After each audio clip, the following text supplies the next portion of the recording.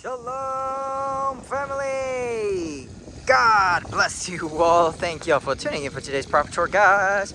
And today we're at Grand Homes here in Mansfield, Texas, here at the community called South Point. And we're going to be checking out this beautiful model home they have here on display. Grand South Point model home. So this is a 4 to 5 bedrooms, 3 to 4 bathrooms with a home office, game room, 3-car garage, children's retreat, starting from the high 800s to the low 900s. So aside from that, hopefully y'all enjoy this beautiful tour. Be sure to hit that thumbs up. It really helps a lot with the channel. And I'll see you guys towards the end of the video. God bless you all. And let's cue the music.